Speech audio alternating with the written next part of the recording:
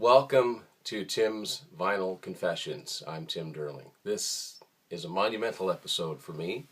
This is the 200th episode since I started doing this in 2014. And I never thought I'd get 200 episodes. Either I'd get bored myself or there wouldn't be any response. And fortunately, there's been lots of response. So thank you to everybody who has taken the time to even watch one of my videos. With all the things that are out there on the internet that you could watch, so you take a little time to watch me blather on about whatever band I'm talking about, or 8 tracks, or artwork, any of that stuff. I really appreciate it, so thank you. So 200 episodes. On this episode, I'm going to be talking about the latest Dream Theater album, Distance Over Time. But of course, first, I need to get out of the way. I know everybody's waiting for this, everybody that's entered in. I said I had a classic rock pack to give away, and I do. I've been asking for submissions now for quite a few weeks, since the beginning of the year. And honestly, I wasn't expecting much for entries. I've got about a dozen entries, so thank you for everybody that took a little time to do that. Of course, I can only pick one winner. Entry fee was, or the entry question was, you had to answer one simple question. Who was the band that was the very first subject of, or the subject of the very first Tim's Vinyl Confessions? And they have an album called Vinyl Confessions. Of course, all of you that entered were correct in saying Kansas. So, and I also said, as a bonus, make an attempt at guessing what the 7 CDs are that are in this pack. And some of you did, some of you didn't. And those of you that did, no one got more than 3 out of 7. But it's so random, so I really wasn't expecting anybody to nail it. That would have been amazing. So one of you did win. One of you won. And that's one of the people that made 3 successful answers. That means I'm going to be throwing in some extras. I'm not going to show you what the extras are. So let's get the winner out of the way, okay? I picked a random winner, Jeff Witcher. Jeff, are you out there? Congratulations, Jeff. You're the winner. Thank you for entering. If I haven't already, I'll be messaging you to get your address so I can ship this out to you. But I'm going to show everybody, just so this is an actual thing, what the 7 CDs were. And I'll start it off with the obvious one, Kansas. Playlist, The Best of Kansas. This is a series that Sony put out. If you're just starting a Kansas collection, these are a good place to start. They're also just good car CDs. Of course, you can never compile the very best of a band that's got so many albums, so many great songs, but this is a good start. So that's one. Next up, another one of my favorite bands, Journey, Journey's Greatest Hits. Kind of a strange compilation. This is Aerosmith. It's called Tough Love, Best of the Ballads, and yet it has stuff like Love in an Elevator and Ragdoll on here. It's a lot of the Geffen stuff is on this. There was one that I said I'd accept 2 answers for. Somebody had said Led Zeppelin or Whitesnake. I would have accepted either of those, but it's Coverdale Page. This is a good album. I don't care what anybody says. It's basically a Whitesnake album with Jimmy Page on it, and here it is. Queen, Icon, one of many compilations. You can't really go wrong with Queen. As a matter of fact, coming up April 4th, the family and I are going to see Classic Albums Live recreate Night at the Opera. I'll be doing an episode on that, so I'm looking forward to that. An album that I think gets overlooked a lot. It's a really good album from start to finish. This is Jon Bon Jovi's soundtrack to Young Guns 2, also known as Blaze of Glory. I think this album as a whole is better than much of the Bon Jovi band stuff in a long, long time. This has some good songs on it, not just the title song. And finally, the end of the bands in the CD collection and all bands I've featured. This is another playlist, very best, of Loverboy. So Jeff, that is coming your way with some other goodies. I'd love to know your reaction. I don't know if you want to do a reaction video. That's totally up to you. But let me know when you get it. I want to make sure that it makes its way there. So I want to say thank you to everyone who entered. I want to say thank you to everyone. I got some new followers in this time. And maybe when I get to another milestone episode, 300, 400, I'll do another contest like this. But this has been a lot of fun. I've enjoyed interacting with people. So thank you. So now I'm going to get down to the business at hand. I haven't done a review episode in a little while. One of my favorite prog bands, Dream Theater, just released a brand new album, well, in the last few weeks, and I'm going to talk about it. It's Distance Over Time. Hugh Syme artwork there, one of many nods that they've made to Rush, the way that Rush has always done things.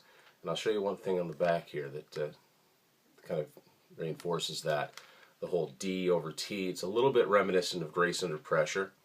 The songs don't really have any connection other than they just sound like Dream Theater. We'll get into the songs here in a little bit. 9 songs on this CD. For the first time, they're on Inside Out Music, distributed by Sony, which is pretty cool. And this actually has a Canadian address on it, so that's kind of neat because most of the time you just get them shipped in from the States, so I'm happy to see that. So this album this is the 4th album that they've done since the departure of Mike Portnoy, and so the 4th one with Mike Mangini on drums. Picture of the band inside the CD tray here. Glad it's in a nice, good old-fashioned CD jewel case. That's the back cover of the booklet, and as always, lots of cool artwork, cool Hugh Syme artwork to go with each song. This album, mostly songs written by John Petrucci, some collaborations with John Mayung, and one song written by Mike Mangini. This is a cool picture, like in a cave or something, and the light's coming down. And a couple songs written by, or one song written by singer James LaBrie. A couple songs written by James LaBrie. So it's not extensive for, there's the usual credits and the cool artwork. This album, in my opinion, it's probably the best since Mike Mangini joined. They've all been quite good. Dramatic Turn of Events, the self-titled one, they were good. Now, I did a review of The Astonishing. Hard to believe that's been 3 years ago now. Wow. I did a review of The Astonishing, and I really liked that album. It was a concept album. It was a deep album, and it wasn't a quick... None of their albums are quick listens, but you really had to invest in the storyline and get into it, and it's cool. This is one that you can just kind of pop in. It's got some heavy riffs on it, some really good stuff. And I also want to say, John Petrucci also produced this album, which I believe he's done with the last few. It's the best drum sound that they've had in a long time. I really haven't been a big fan of the drum sound on the Dream Theater albums since Portnoy left. And even some of those, the drum sounds got, I don't know, I'm kind of weird when it comes to drum sounds, but this is a really good sounding album. And of course, I also got it on vinyl. When I say of course, I didn't get The Astonishing on vinyl because where it was a 2 CD set, it was a 4 record set, which jacks the price way up. But I did get this one, and I think it's actually kind of funny, and I'll show you. There's the much better way to see the artwork. Now this has to be a joke. Limited edition black vinyl, I think that's a joke.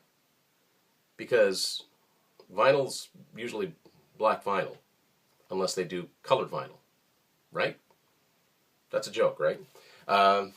Here's the back cover, which is a reverse of the skulls. It's a reverse as far as colors go.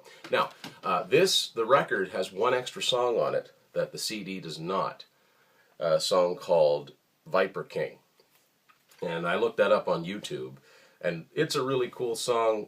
I can see why they left it off the album. Thematically, it doesn't really fit. It sounds to me like it's a tribute to Deep Purple, which makes sense because they toured with Deep Purple. They covered Perfect Strangers on A Change of Seasons, and in concert, they've done the entire Made in Japan album. And this sounds like a Highway Star, Speed King. There's all kinds of references that make you think Deep Purple. So it's a cool little song.